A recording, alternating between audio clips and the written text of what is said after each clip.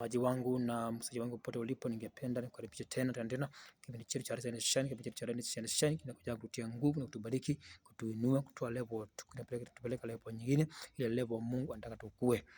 Basi ningependa kwanza kuomba Mungu asante kwa asubuhi ya leo, kipindi hiki kinapoenda hewani, kibariki mtazamaji wangu popote alipo, akiwa Kenya, akiwa nje ya Kenya. Mungu ambariki, umsaidie, umkumbuke, umtie nguvu, mbadilishe katika jina la Yesu Kristo, kikawa msaada mkubwa kwa wengi katika jina la Yesu Kristo na kuamini.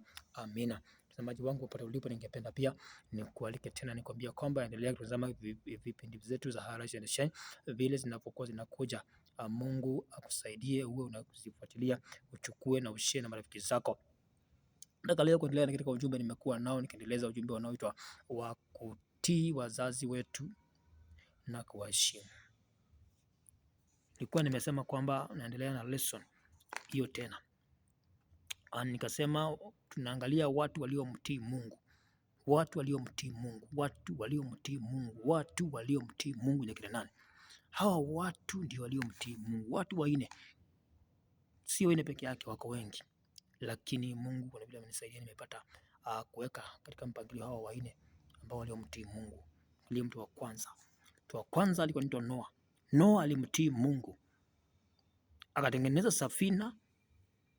Hiyo ni Mwanzo 6 kuanzia mstari wa kwanza na kuendelea mpaka 22. Chapter 7 ya Mwanzo bado ya Genesis bado na mstari wa kwanza. Chapter 7 verse 1 Genesis bado. Unaona, Noa aliambiwa na Mungu tengeneza safina. Noa akaambiwa na Mungu tengeneza nini? Safina. Ili safina hii iweze kuingia watu, maana ngalika inakuja. Soma wewe mwenyewe tu na kupatia kama homework. Soma wewe mwenyewe tu, ufuatilie, utajua zaidi. Lakini watu waliomtii Mungu. Noa alimtii Mungu. Kama jina lako ni Noa, unaweza kupiga makofi ukasema asante Mungu kunipatia jina la kipekee kama hili. Tukasema amina.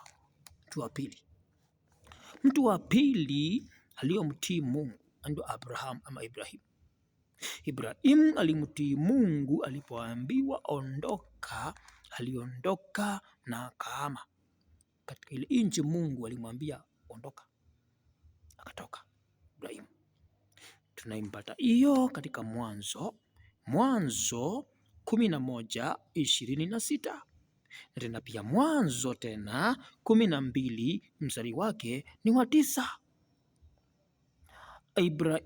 Abraham alimtii Mungu, alimsikia Mungu, alifanya vile Mungu alivyomuagiza. Tunaangalia watu waliomtii Mungu. Kama wewe ni tangu Ibrahim ama Abraham, unaweza ukapiga makofi ukasema asante Mungu kunipatia jina nzuri, jina kama hili, jina la mtu aliye katika Biblia, na ukasema amina. Jina la mtu wa ngapi? Watatu. Tumetoka jina la mtu wa pili. Jina la mtu wa tatu. Sema jina la mtu wa pili ni Abraham.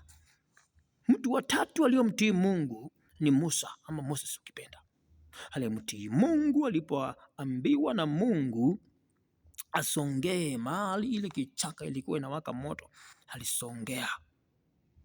Alimtii Mungu. Alipotumwa aende Misri, Musa alimtii Mungu. Alimtii Mungu Musa. Kama jina lako ni Musa ama Moses wa Biblia, unaweza ukapiga makofi, ukarukaruka kama ndama akiwa mnyonya maziwa ya mama yake, ukirukaruka ukisema asante Mungu sababu umenipatia jina nzuri, jina la kipekee, jina ambalo alina wengi, jina la Moses ama jina la Musa. Ukasema amina. Mtu wa nne naenda kwa haraka. Mtu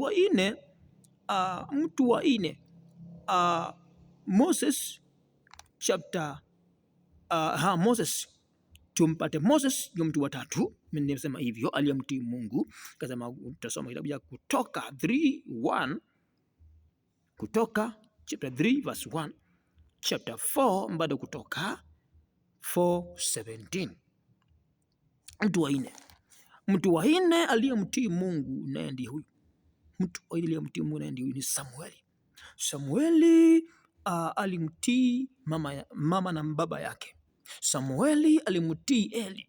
Samueli alimtii Mungu. Samueli alipokuwa anaitwa na Mungu aliitika. Alikuwa anafikiria pengine anaitwa na Eli, kumbe sio, alikuwa anamuita ni Mungu alikuwa anamuita. So Samueli wa Biblia alimtii Mungu, alitii wazazi wake, alitii mama na baba yake, aliwatii utumishi wa Mungu kama vile Eli aliposikia akimuita mtume mahali anaenda, ajua anaambiwa nini, anakimbia, ajua anaambiwa nini. Anapoitwa na Mungu, Mungu alipomuita Samueli alienda kujua Mungu, alienda kumtembelea Eli, akajua Eli si Eli alikuwa anamuita, kumbe ni Mungu alikuwa anamuita, kumbe ni Mungu alikuwa anamuita. Alidhania yeye ni Eli anamuita. So Mungu alipomuita Samueli alishangaa, alishindwa, kwani ni Eli ananiita? Akachanganyikiwa, lakini baadaye akaja kujua kwamba kumbe sio Eli alikuwa anamuita na sio mtu mwingine, ni Mungu alikuwa anamuita Samueli. Nao alimtii Mungu Samueli. Kama jina lako ni Samueli wa Biblia, unaweza ukapiga makofi, ukarukaruka kama ndama, akamenya mayozi ya mama yake, ukarukaruka ukasema asante Mungu kwa kunipatia jina la kipekee, jina nzuri kama ili Samueli wa Biblia. Ukaambia Mungu asante sababu amekupatia jina nzuri, jina la kipekee.